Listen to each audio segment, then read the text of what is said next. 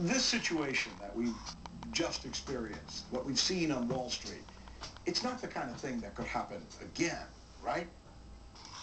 Watch.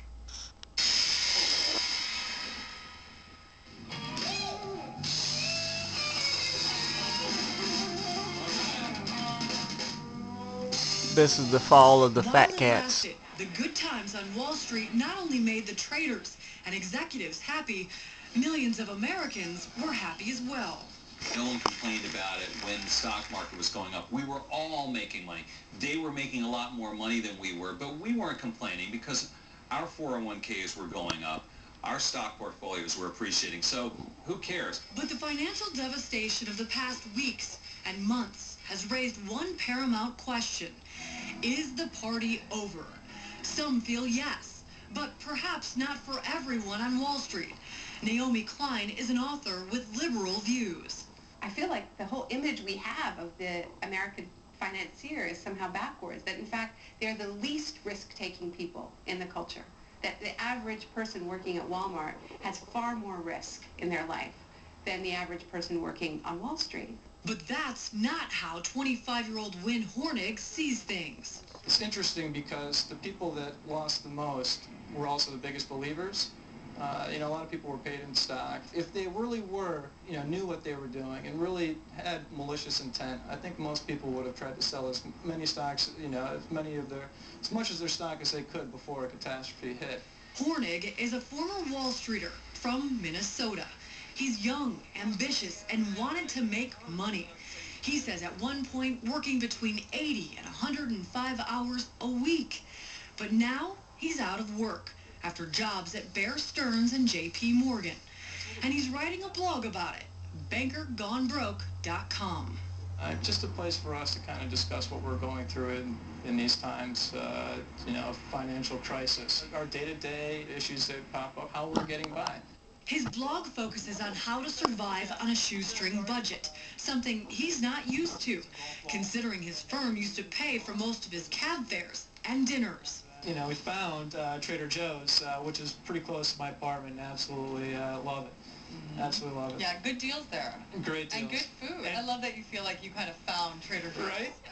Yeah, it's true. Also true is this. Over the past decade, executive salaries on Wall Street skyrocketed. The man who literally wrote the book on how much to pay these men and women says that salaries are the problem. Is anybody worth more than $10 million? Bruce Ellick's book has been used by hundreds of companies worldwide. Salary, he says, not bonuses. Salary should be capped at $10 million a year for everyone, no exceptions, because of one simple reason.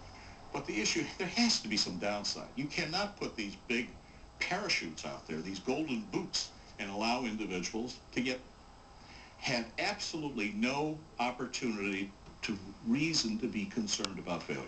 Unrealistic? Maybe.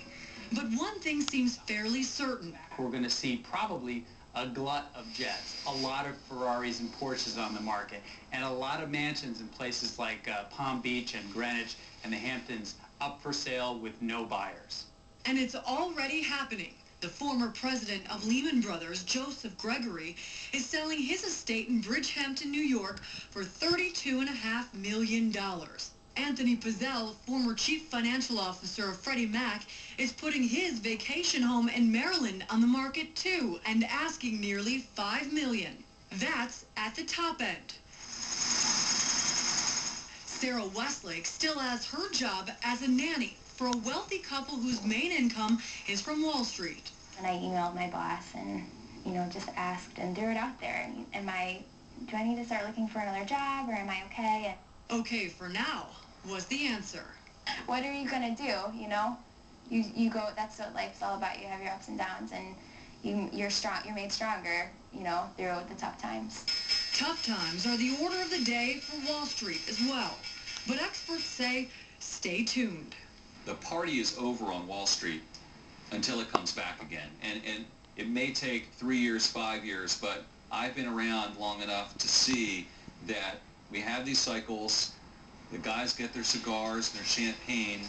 They have a great time. The whole thing blows up. But then they reemerge years later. This one is a really, really bad one, but I don't think Wall Street's dead.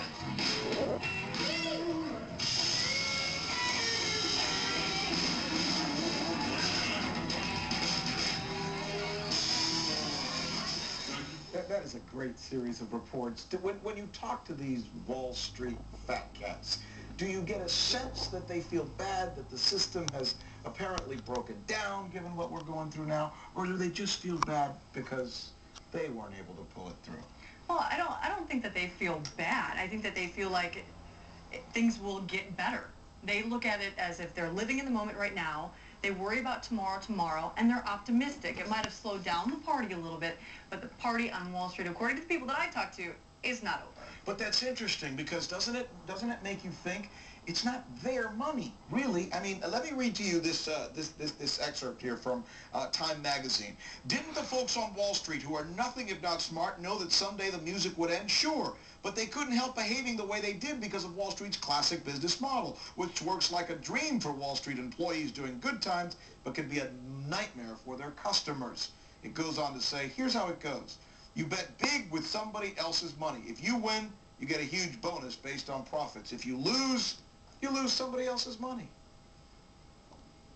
I mean, think about that. Is that correct?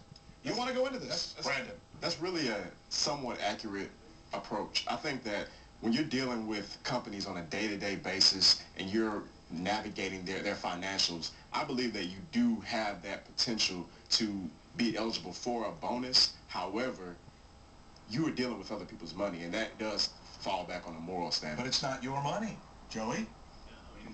I'd love Where's to go the to Vegas. fear? Yeah, I'd love to go to Vegas with somebody else's money and play it up.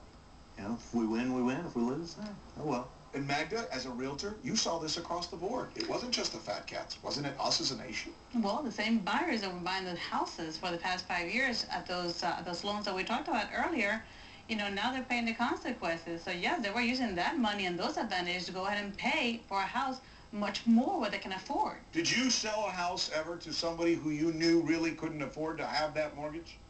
Eventually, yes, but it was not up to me to judge their finances. It was the loan officer and the people in the lending company to see those people had the documentation to actually say those people could buy the house or not. But you were asking yourself, I can't believe this couple wants to buy that house. They're getting ahead, not knowing that's gonna adjust, and you better have the money to pay it up. Do you think that we'll experience something like this again, or will we fix it and we'll be done with it? Just raise your hands. We will never see another mistake like this in the future. Raise your hands. We will see another mistake like this in the future. Interesting. From you guys, there you have it. We thank you so much. You guys have been a wonderful panel. Good. And Abby, what a great report. We thank you so much for bringing it to us so we can share it with so many people who've been sharing their thoughts with us on Twitter, Facebook, MySpace. Again, I'm Rick Sanchez. From all of us here at CNN, thanks so much for being with us.